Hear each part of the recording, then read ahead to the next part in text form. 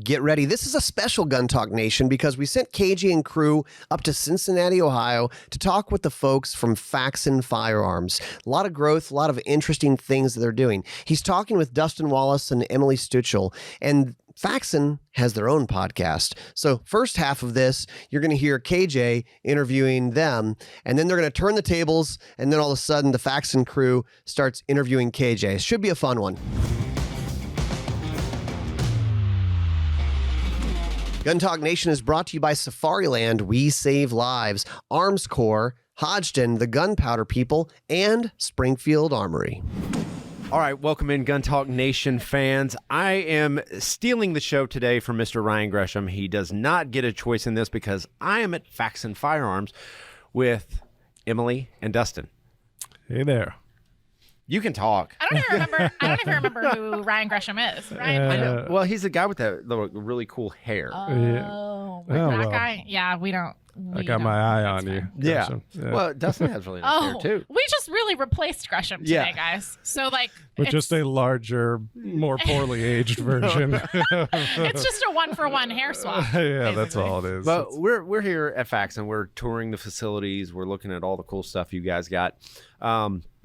Give a little background on Faxon because I think a lot of the folks out there they understand that Faxon does something within the firearms industry, right? And they may only have a little sliver of the pie. Yeah. Oh yeah, so many people have our stuff or have heard of us but don't know the full story. Right. And I've actually only been here about 5 months, so I'm pretty new here. But Dustin, he's the pro, so I'll let him give a little background. Yeah, I mean, so the main thing to remember about Faxon Firearms is it didn't start as just Faxon Firearms. Right. Bob and Barry Faxon, brothers, who still own and operate Faxon Firearms today, originally started in the machining business, and we talk about that and some of our materials and some of our video and podcasts and such. But they started back in the late 70s with Faxon Machining, which is still up and running, does a lot of Department of Defense work.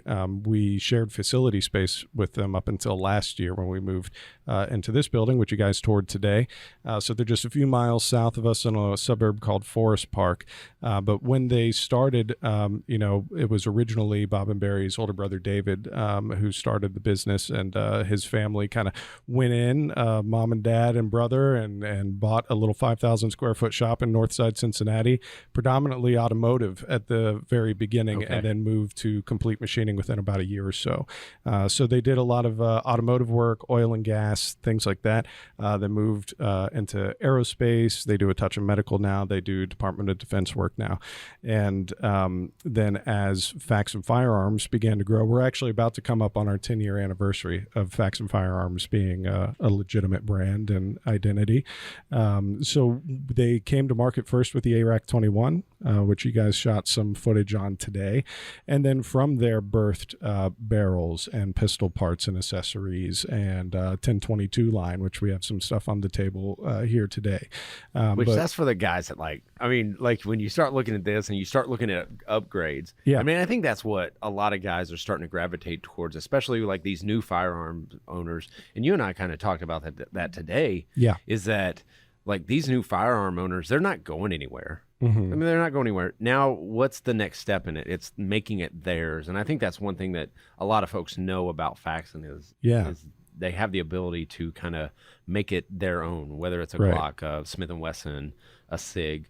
You guys give these guys opportunities to make it that. Right. People are into the Gucci Glocks right now. So, Gucci Glocks, I already tried that. Yeah. I mean, and the whole thing is there are some people who, whether it's us or somebody else in the market, they do like to come at it, whether it's like an aesthetic upgrade or it's a performance upgrade.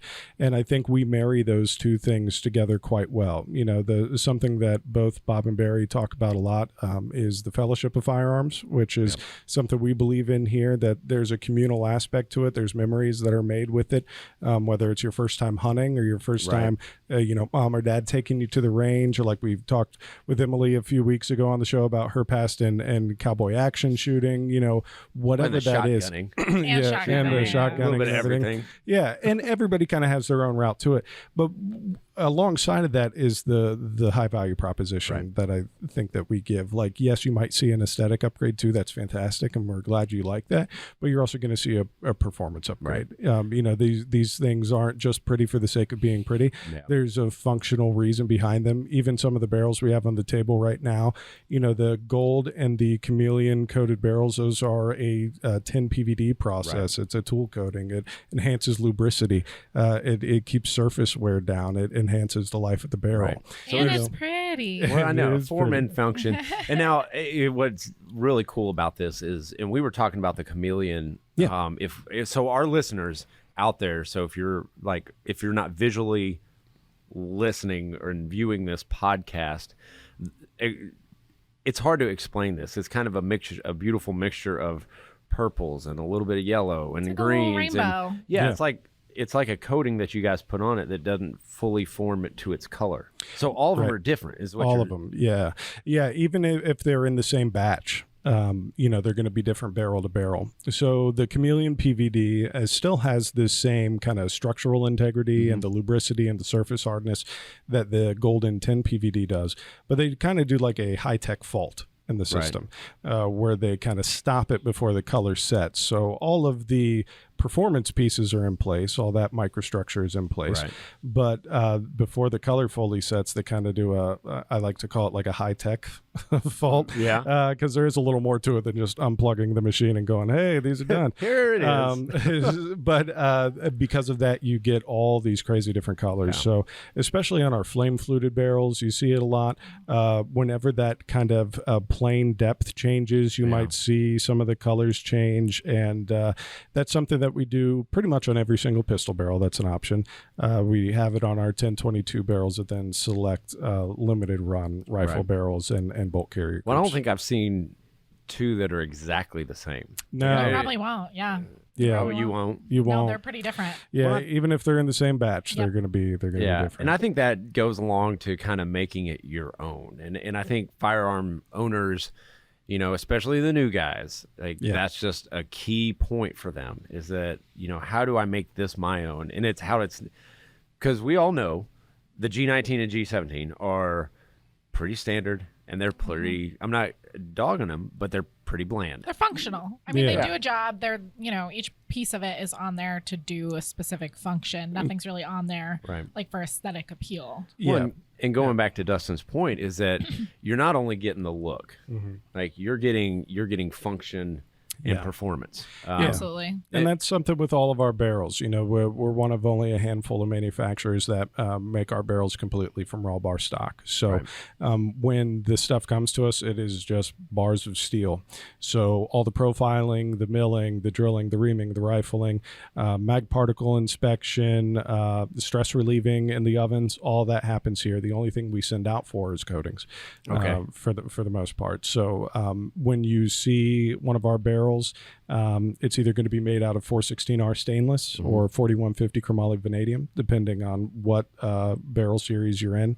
416 is reserved for match series and 1022, and then the 4150 is for our duty series line of barrels, both pistol and rifle. So we've really hit hard on kind of the upgrades and the accessory upgrades and stuff like that. Your barrels and all that good stuff, but it didn't start there.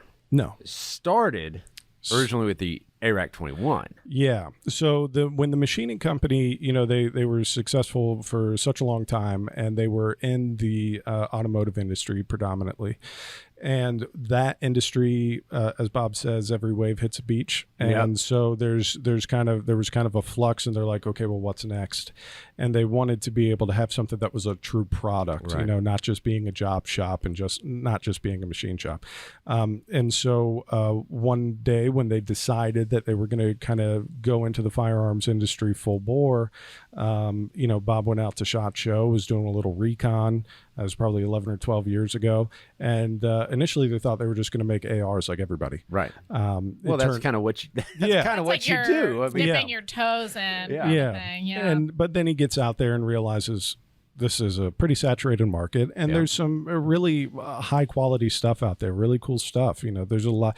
We're not one of the companies that goes, "Oh, this company stinks, so we're better than them." That's not how we do things. Well, there's a lot of companies out there that are so well established, and they've ingrained themselves. Big names, a lot of big names, and so it's hard to overcome. That obstacle alone. Yeah, especially right off the bat. Yeah. So Bob comes home from SHOT Show feeling a little deflated and tells Barry that maybe they need to take a break. He's sitting around at home watching Discovery Channel or something like that, and they were doing a poll, top 10 battle rifles of all time, and it came down to the AK and the AR-15, and the AK won out for number 1 and the AR number 2, and Bob and Barry being proud Americans, and they were just like, we don't want to create the second best of anything, right? And so Bob had a pretty good understanding of both platforms. So that night, with his sons with him at the kitchen counter, drew up on 3 pieces of paper the first draft of the ARAC 21. And so, do we still have the 3 pieces of paper? Do we still have? I wish we had them framed. Amazing. To still have that. Yeah, it's pretty wild. And so that started as just a complete upper. They didn't have the lowers. It'll drop on any mil-spec lower, AR lower. The big things that they wanted to do was kind of combine the best of both worlds, AR and AK. And so that's exactly what they did, and then put some features on there that they just think would be preferential to folks. So, non-reciprocating forward charging handle, all sorts of ambidextrous options. You could swap from 7.62 to 5.56. One at 300. Blackout and there's also a 300 blackout conversion that came along a little later. And most people do know us for our barrels, but that started because of the ARAC. Right. Like, you're prototyping a new gun. I mean, how are you supposed to get all these prototype barrels to fit in it, right? Yeah. And so then that started the barrel line, and then they saw a place in the market for aftermarket barrels. Right. And then it just kind of took off from there. And so from that point, you start doing, okay, well, we'll make handguards, and we'll make bolt carrier groups, and we'll do all this sort of stuff. And then the next phase was, then let's put it together into our own set of rifles. And in the case of handguns, we were making the pistol barrels for G19. We were making slides for G19. So we partnered with Polymer 80 to make a frame for us, and then we made our FX19 platform. So all of these things come together. I was gonna say, you got to check all these out today. We got to check all of them out, and we've got to shoot all of them. But I think the FX19 is one. It's beautifully constructed, but man, it almost feels like it's a race gun.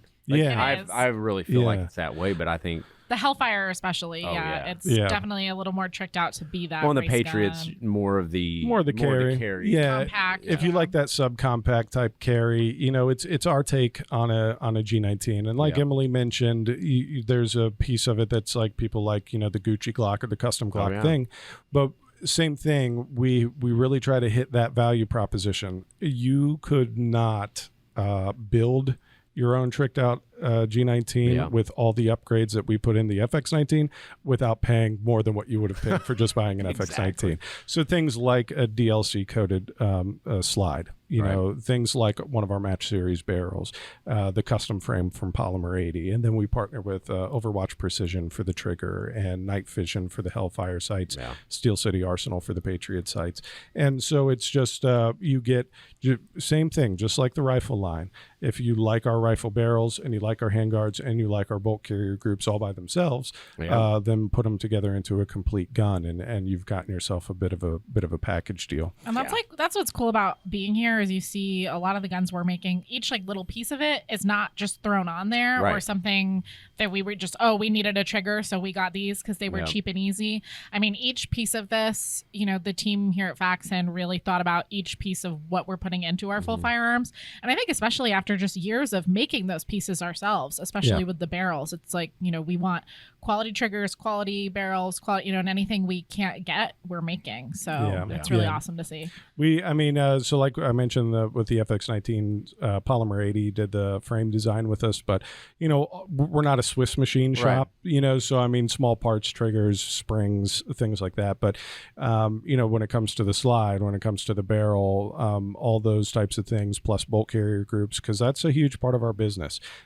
even above and beyond full firearms, as far as what comes in as raw stock and leaves at their door as a finished product. Right. It's a lot of bolt carrier groups, lots of barrels, lots of parts and accessories. Yeah. And so, like you said, with the pistol market, although people who are AR guys, we like to think that ARs dominate the platform, dominate the market, and really handguns dominate the market most of the time if you look at sales numbers.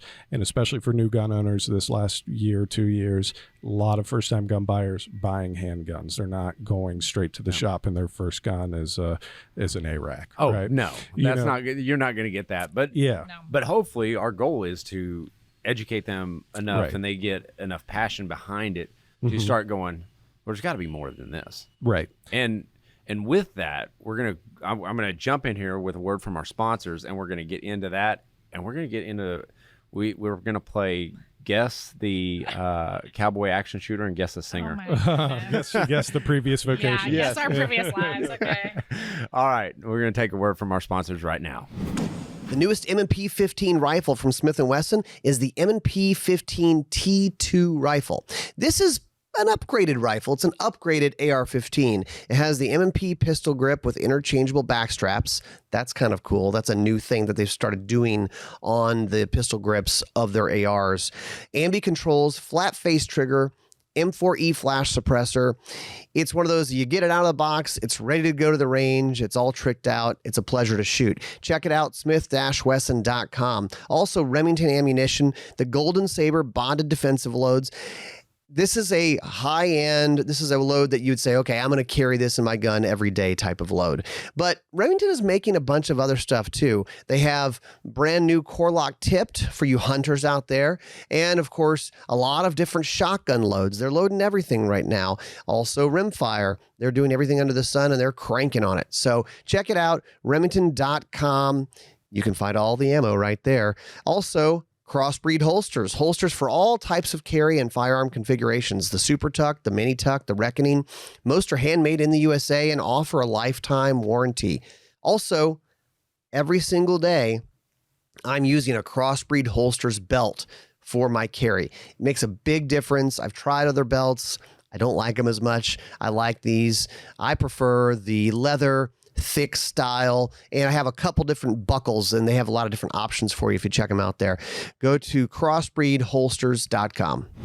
Okay, so we're back. All right. We're going to get into a little bit of your backgrounds because I think we've had Emily on the show before, but we don't really know Dustin. No. Stranger in the night. We're going to, maybe that's a good thing.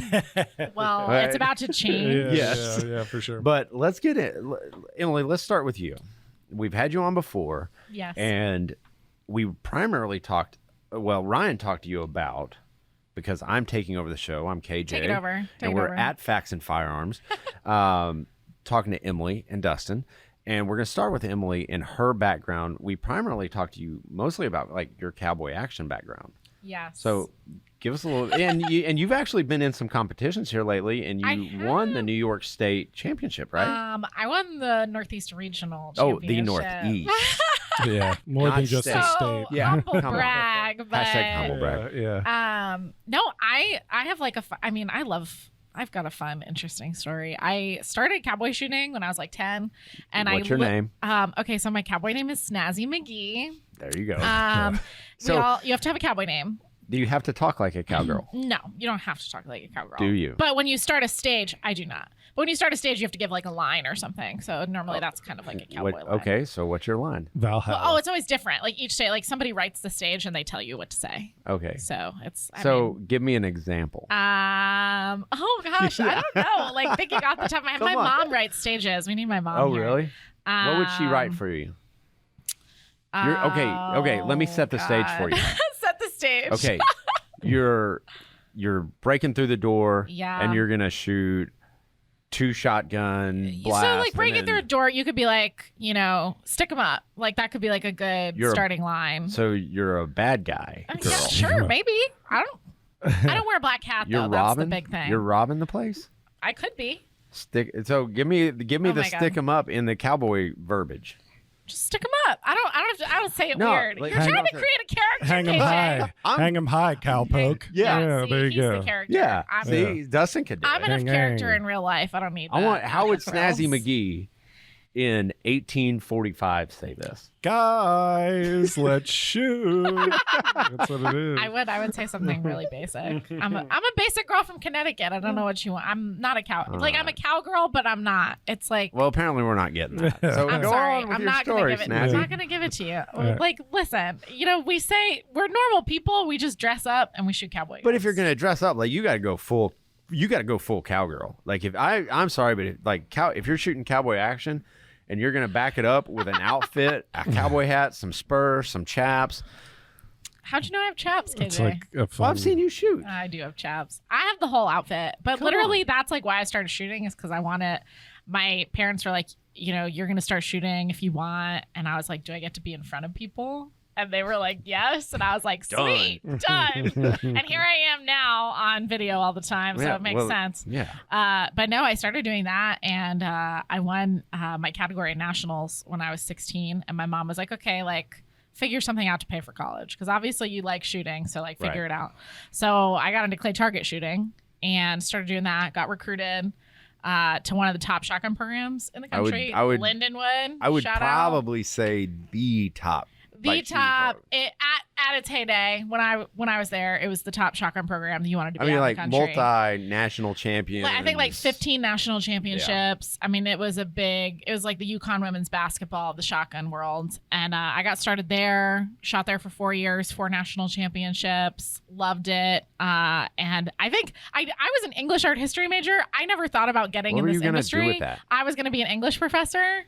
I was going to be an English professor. I was going to teach class. It would put her in front of people. I was going to read Shakespeare. Exactly. I was going to be in front of I was like, my stage would be the front of the classroom. Dr. Snazzy McGee. Dr. Snaz, yeah. But that was my goal. I was like, I'm going to do that. But then I was like, well, I should probably go to grad school because, English and art history degrees don't really get you anywhere. So I went to grad school and I found a program at Georgia Southern University where I could teach pistol classes and they'd pay for my school. So I got a free master's in public administration, and which I was also not going to do anything with, because then by that point, who else at this table has a master's in public administration? Do you really? Yes. No, you don't. Yes, I do. Okay, I have known KJ since my day one in this industry, and I've never known that. Yeah. Okay, well, we learned something. Yeah, me today. too. KJ was my first friend in this industry, guys. I was. I just hope we met at SHOT Show 2020. Yeah. Right before the world ended. Yeah, and now we're here. And now we're here. No, but seriously, I think at that point I was like, all right, I'm stuck in this industry now. I'm like, I'm here. I love it. Not stuck, but like I was like, I'm addicted. I drank the Kool-Aid. I love it. I'm here. So I started at American Outdoor Brands. And that's how I met you. I was with Caldwell and Crimson Trace and all those awesome brands over there. And then I just, it was like I never wanted to be in any other industry. So and that's it. Like you never want to go anywhere. Never. Once you're in, you don't want to go anywhere else. No. I've only known a handful of people that have actually left the industry, only to find out like in a few years they're back. Oh yeah, I've talked to a lot. 100%. Like I've talked to a lot of people that maybe like I've talked to people that were like school teachers and stuff, and they got into this industry later in life, and then they were like, "What was I doing?" Yeah, what was I doing with my life? So poor life decisions. This is the industry I was meant to be in. Yeah. I love it. Oh, yeah. I love the people I get to hang out with. And, we get to watch guns getting built every day, just like 10 feet away from our desks. I mean, it's freaking awesome. Yeah, it's a very pro 2A building here. Yeah, 100%. It's very, well, I mean, I hope so. We're building guns every day. Yeah. Well, so Dustin, what about you? So we teased it with you're a singer. Yeah. But apparently you retired. Ladies and gentlemen, Dusty Wallace. I started as a musician in my professional life. Mm-hmm. So originally went to school to be a vocal music teacher. And but I've always loved teachers here. Yeah. I know. Well, we're not we very were gonna bright. be teachers. We obviously didn't work out for us. So the way it went down for me was like I always loved music. My biological parents were quite a bit older than me, so I had their record collections. And so, most kids in the late 80s, early 90s are, growing up listening to, pop bands and New Kids on the Block or whatever was. No idea what you're talking about. Yeah, okay. And then I'll believe you for a second. And then, but I also got like a fair dosage of like original Elvis records and old country records. Dustin's and an old Motown soul. And That's good. Old soul. His hair matches. Yeah, that's just bad genetics. And then At Gresham. and then I was always interested in radio. So I originally like would intern at radio stations and do that kind of stuff. And then quickly realized that was a rough market to get into, especially at that time. I think radio and like as we're doing right now, long form podcasting and stuff has really brought that back. But when you're thinking early 2000s, the iPod had like just came out. iTunes was just new. So that platform was still faltering a little bit.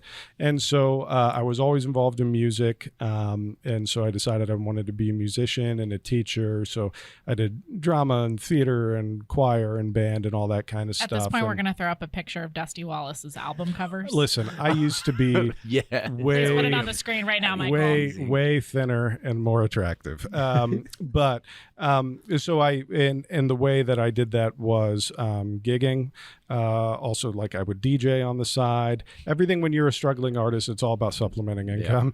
And then I was like a worship director for a couple of different churches. I got my private school teaching license, so I taught vocal music and drama at a private school for a little while. And but my wife is a real music teacher, like master's degree, specializes in curriculum and assessment, does speaks at conferences. It's like, okay, she's the rock star at this.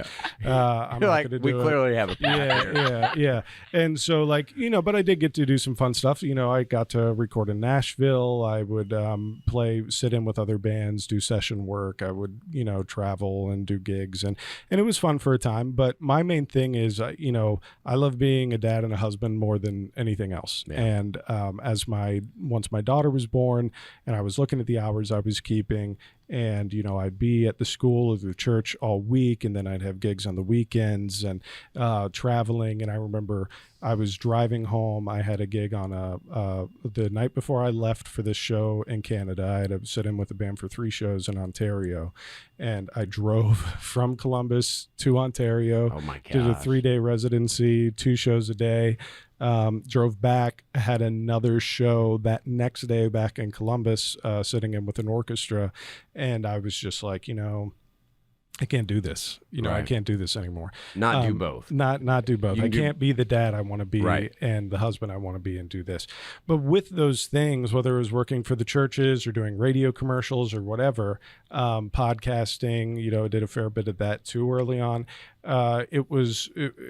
Everything that I did was about communication. Right. And what I feel that I can do is help distill dreams and visions into palatable, lookable, physical things. Right. And so, so I went for a little while, worked in IT and higher education, did some stuff like that, still gigged and such. But when my wife is from Cincinnati originally, and we wanted to get down here to be with her family, and we wanted our daughter to grow up here, but finding a job for me and her at the same time and moving was kind of tough. And so when the job opened up here at Faxon, what drove me to it was one, I love this city. Mm-hmm. I think Cincinnati is just a fantastic place. For anyone out there that thinks Cincinnati's boring, yeah, you need to come here. It's fantastic. And also too, like I really resonate with the family here. Bob and Barry are real people, and they are real American dream people. The stuff that you see here, that you've seen from us, if you've been following Faxon from the early days, like this isn't like trust fund baby stuff, right? Man. Like these guys, like when we redid this building, like Barry's out here on a stinking forklift knocking walls down. Yeah. I mean, it is bananas. But these are just like real people who also love their families, who also love what they do, and what I feel. I excel at here is being able to listen to them, talk to them, interact with them, and help, bring their vision of the brand to fruition. Yeah. And so when we brought Emily on staff, my goal with her was like, listen, like you're going to get the keys to social and you're going to get the keys to working with influencers and all this sort of stuff. My job with you is just keeping this vision. Right. And there's things that she excels at that I don't, and vice versa. Oh, yeah. And we're still a smaller-ish company. People don't realize that. It does not look like it. You come to this building and it's like, oh my gosh, this is massive. We're about 80 staff members, including shop and for what you guys office. Are producing. Yeah, you guys are like. Yeah, we're working hard over here. Yeah, and it's predominantly. You can't see it; it's off camera, but we have bunks over here that we live on. Yeah, apparently, it does have that feel to it. We don't have a home. We live here. Yeah, it's pretty crazy, and so with that said, we were able to reach a lot of people with what we do, and so being a smaller company, there are multiple hats. This what you're seeing right here. This is a big project of mine, redoing all the pistol packaging. The packaging, And so it's not just the podcast and going to shows and setting up trade show booths and doing all that and posting on social. You do everything. It's everything. Product photos. Helping with product development when they're ready for us. Packaging, presentation, all that kind of stuff, as well as managing the website and partnerships and everything. So there's a lot that goes on. You wear a lot of hats. We absolutely between just the wear two a lot of us. Hats. I mean, we're the market. You're looking at the marketing department right now. So. I've got all of them in here. This ginormous building. So we're gonna take a listen to a couple of our sponsors right now, and we have a special Faxon takeover. They're gonna take over the Gun Talk Nation podcast right after these messages. Did you know that ATN has a new retail store, a storefront in Grapevine Mills Mall in Texas? So that's in Grapevine, Texas, kind of right there in between Dallas and Fort Worth. They also have an upgrade program for X-Sight optics owners. You can upgrade to the latest X-Sight models. Full warranty is included, free shipping. You ship it back, they upgrade. You check that out at atncorp.com/upgrade program. Also, Safariland, the 575 Iwb holster. It's designed to fit multiple firearms in one holster, and it's available in slim fits. It is cut for an optic on a gun. A lot of you are going to that. Red dots on your carry gun. Fully adjustable cant, a unique grip lock system for extra security. And if you use the code GUNTALK20Q4, you'll get 20% off at Safariland.com. Armscor Rock Island Armory. Another one of the cool guns that they do is the VRF-14. This is a semi-auto, short barrel, 12 gauge. Pistol grip, 5-round magazine, made in America. Armscor.com. Lots of fun guns from those guys. Armscor.com. All right. Hey, we're back, and I'm going to basically, KJ is taking over Ryan, and now the Faxon marketing team, I'm out. Like, these guys are going to take it over, and we're going to let them they're running the show now. So take it away. It's our show now. Yeah. All right. So for us, this is episode 59 of the Faxon blog and podcast. This is something that Emily and I do pretty much bi-weekly right now. This is the second year of the show. We're in our second season. So generally, I open the show and Emily introduces our guests. So we're going to switch roles here and have Emily introduce KJ. Awesome. Okay, well, Gun Talk Nation, I know you guys know who KJ is, but for some of our listeners, this is our lovely friend KJ from Gun Talk Media. Usually I have a flat brim on. You may know him a little more. As we got to Photoshop that in, a flat brim on you. I was shocked too when you showed up without a flat brim this morning. Well, is it because you were replacing Gresham? Yes. Is that what it is? I knew I was replacing Gresham on the show, so I really had to kind of do my hair. Like, I don't normally do that. Like, most people don't know what I look like. Normally, Gresham and his beautiful hair is here, but he sent KJ in his stead because he's hunting pheasants right now. Lame. Just a shout out. That is. But KJ was the first person I met in this industry, basically, outside of my company. Which is crazy to think because of your vibrant personality. Like, I do not understand how that's possible. It was my first SHOT Show. You were my first friend there. We met day one. That still blows me away that I can't be your number one on that. Like, that's impossible. You and Gary and Gresham were my first, you Gun Talk guys from my first little crew. And when I came to Faxon, I was like, we gotta get Gun Talk out here, So these guys have their Gun Talk Nation podcast. They've got Guns and Gear on the Sportsman channel. You've got all sorts of different digital media. You've got your Gun Talk Radio. What do you guys not do? Gun Talk Radio, 27 years, going on 27 years. the Gun Talk Hunt podcast, which that's kind of my show, my direction. And then First Person Defender, which is really cool. And if you got to see it last night, we're going to have to show Dustin. We actually did a short film for First Person Defender. Which by the time this podcast is on, it will be out. Oh, it's out. Need to see it. I mean, it's a Halloween special edition. It's awesome. But it is amazing. But yeah, so Gun Talk does a lot of different things in this industry, a lot of different media, and you guys get to go to a lot of different firearms companies. And when I came here, I was like, we got to get Gun Talk out here to come visit the Faxon facility. But one thing I love that Gun Talk and Faxon kind of have in common is, we were talking about being family businesses. I mean, Gun Talk's like sort of like it got its start as kind of a family business. So, it is. Like, why don't you tell us a little bit about Gun Talk? Gun Talk is entirely. It's entirely family, family focused, family generated. Grits Gresham was kind of the OG.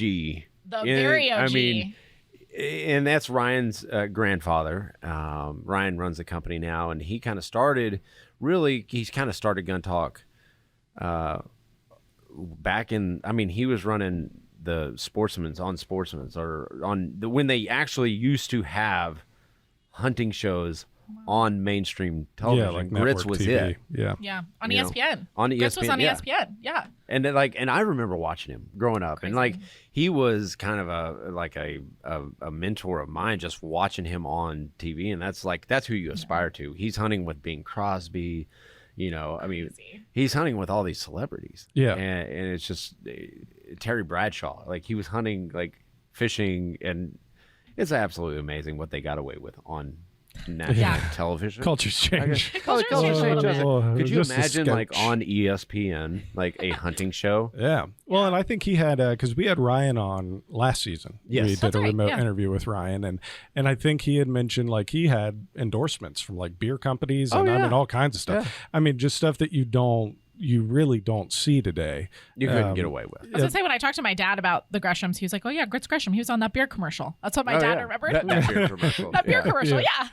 It was fascinating. And, he really did spur, Tom into getting this because Tom just went everywhere with him. Tom was a writer and a photographer. And Tom is Ryan's dad. Yes, Tom is Ryan's dad. And they kind of started the name Gun Talk at, when Ryan joined in. I think it was 2004, 2005. But Gun Talk Radio had already been on the air quite a while before that.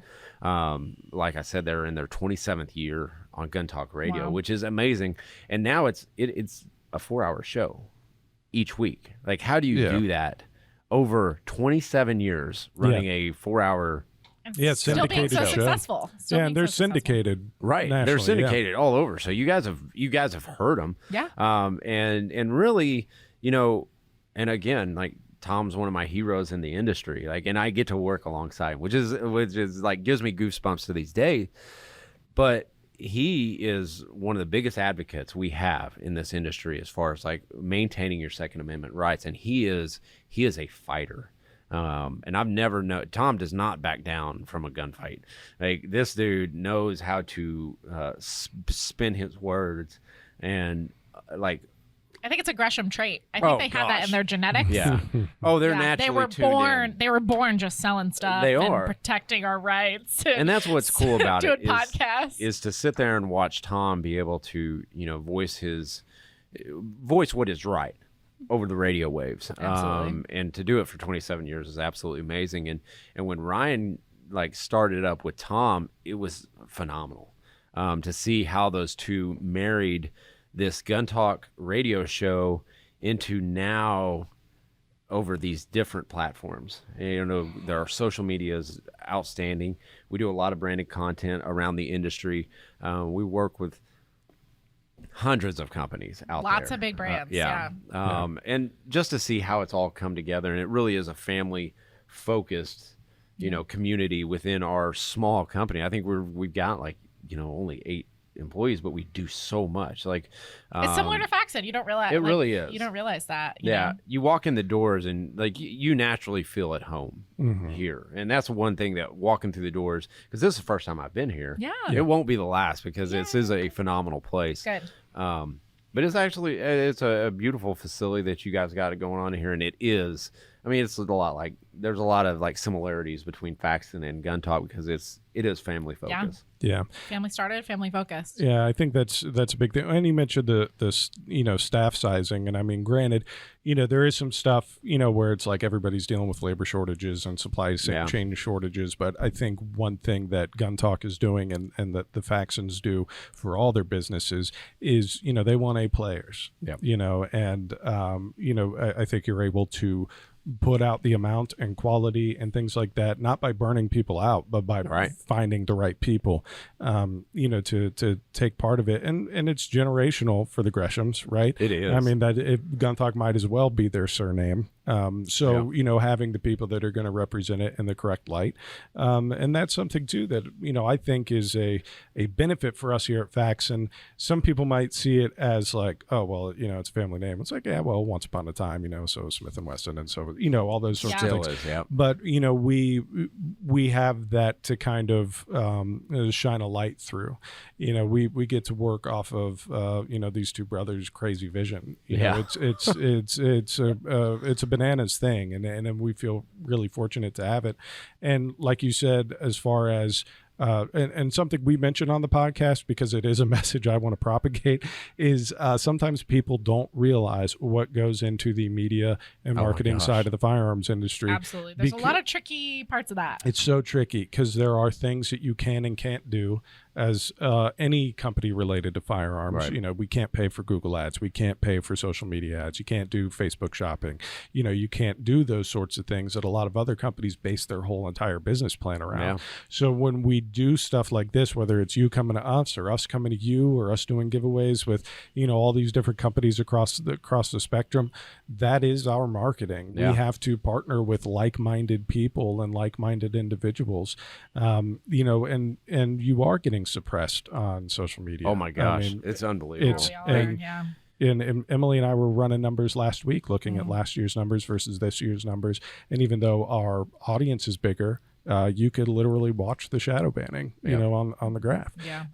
So first of all, I say for all listeners and watchers of both Gun Talk and the Faxon Blog and Podcast, please continue to like, share, and subscribe, because that's that's what keeps us going. Yeah. We don't get the same benefit of the doubt when it comes to algorithms as some of your other favorite companies. Well, I think a lot of it is engagement, because you guys are a lot like us. We deal a lot with our comment section and stuff like that. We interact with these folks. Yeah.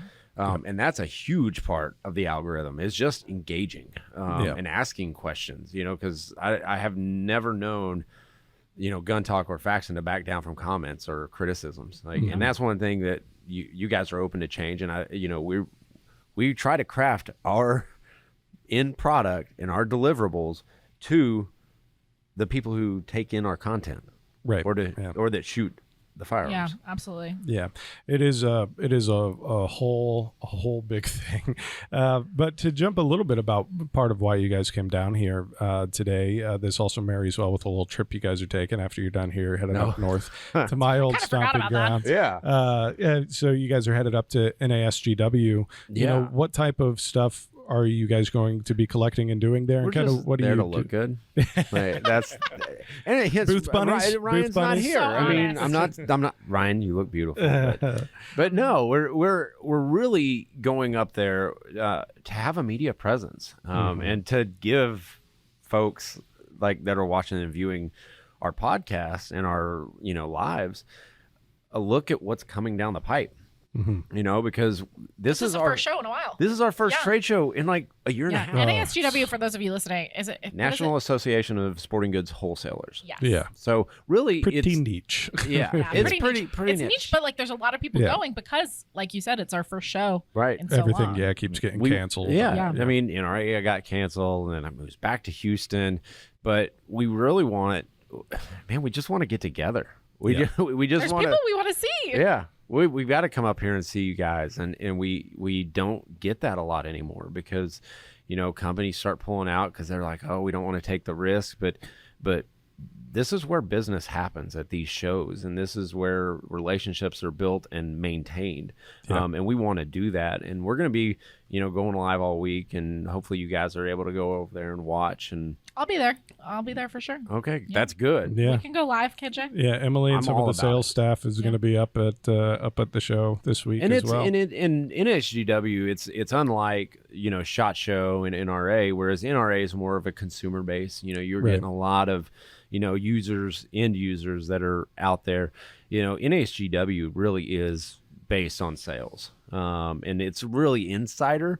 But us media types that actually get the opportunity to get to shed, it's almost like a peek in through the back window. Yeah. And that's what we're there for, and hopefully we're able to do.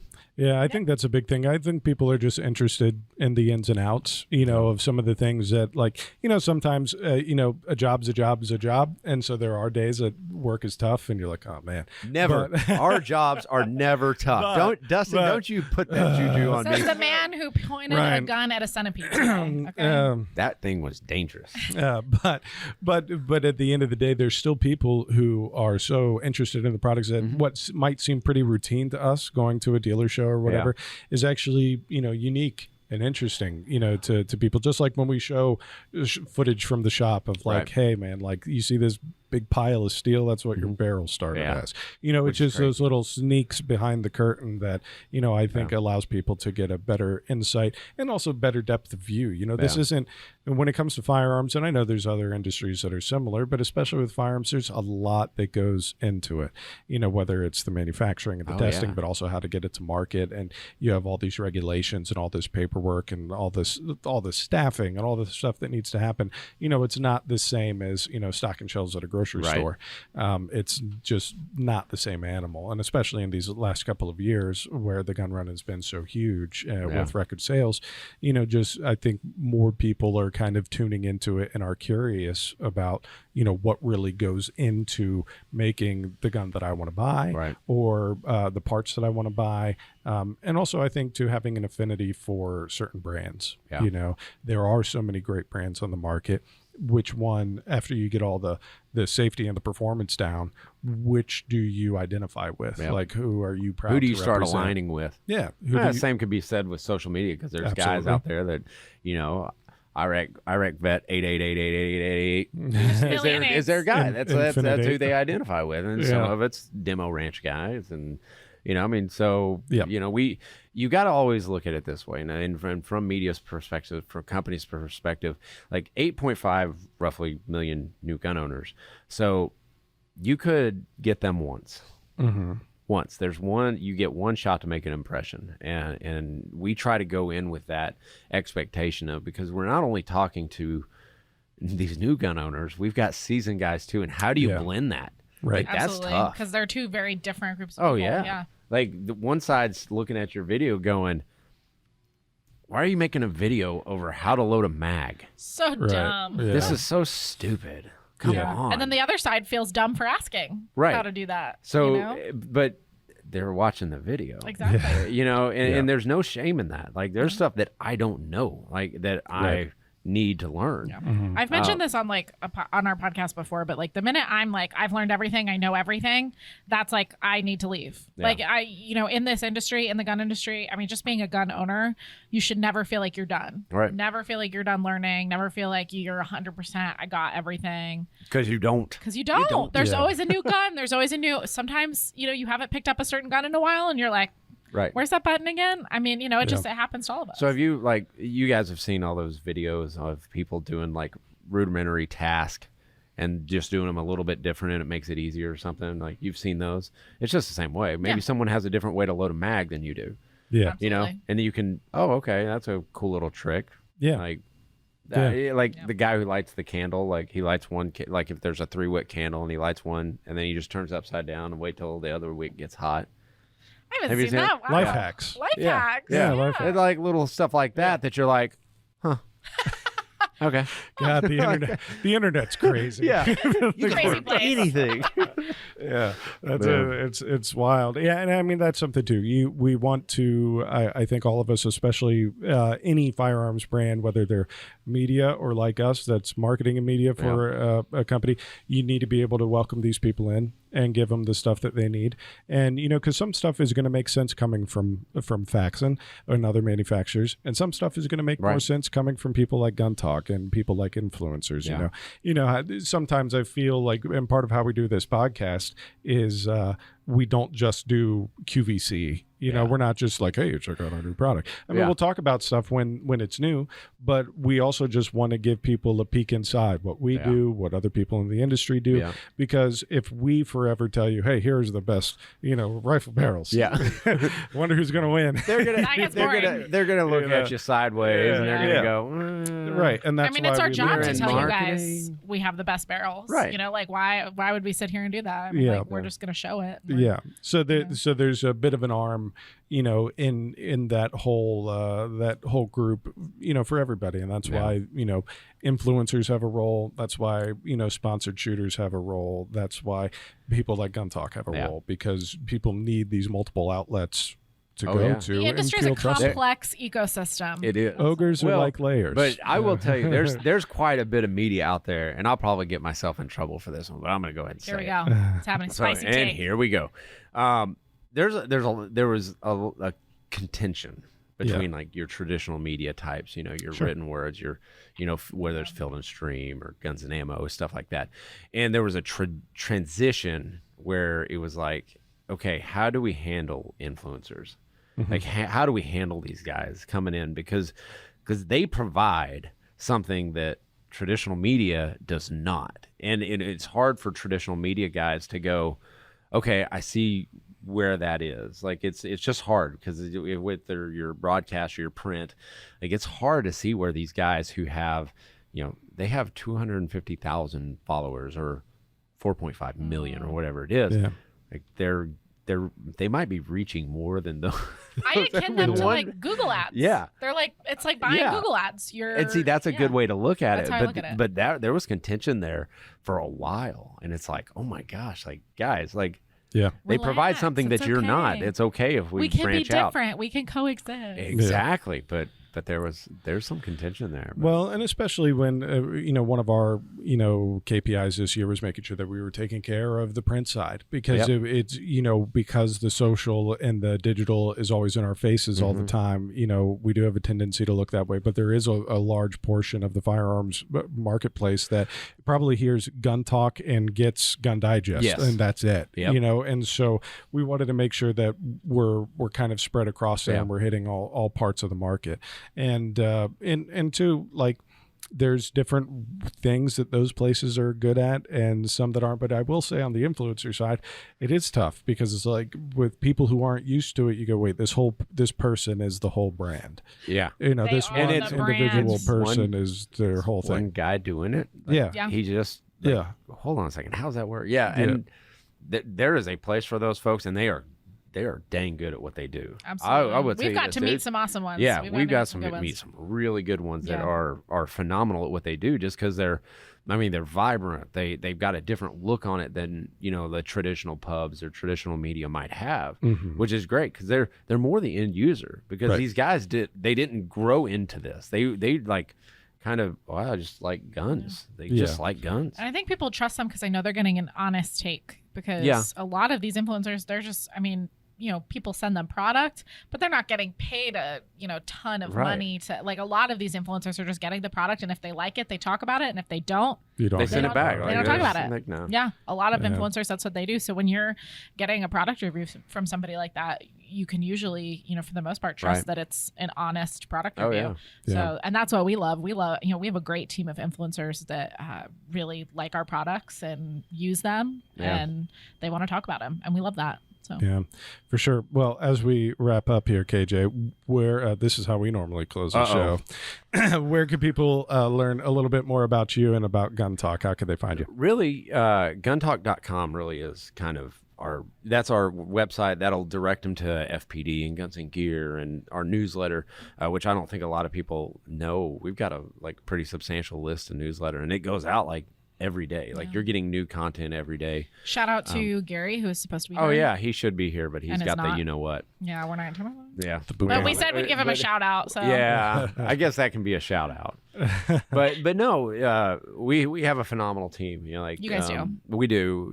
Ryan kind of leads it all, and then we've got Matt Johnson and Gary Killingsworth. They kind of work remotely for us. Gary does all the website. Oh yeah. Yes. we're trying to get those guys more into it, and we've got a lot of big things coming up for Gun Talk. I don't want to spill the beans too much.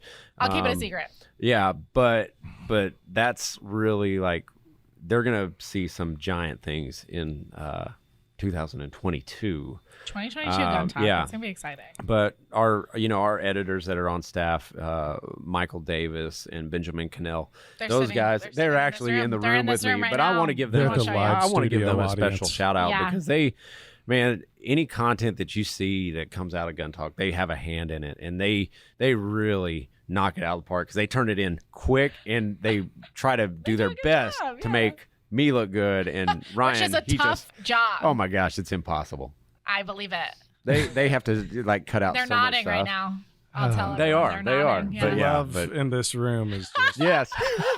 You could cut it with a knife. But we've got a great marketing team too. We've got Sarah on our staff and Jamie on our staff that they do a phenomenal job too behind the scenes, and they are a little bit more behind the scenes and they keep us all straight. So, but no, go to guntalk.com and they can figure out where to go from there. Yeah, Gun Talk Media on Instagram.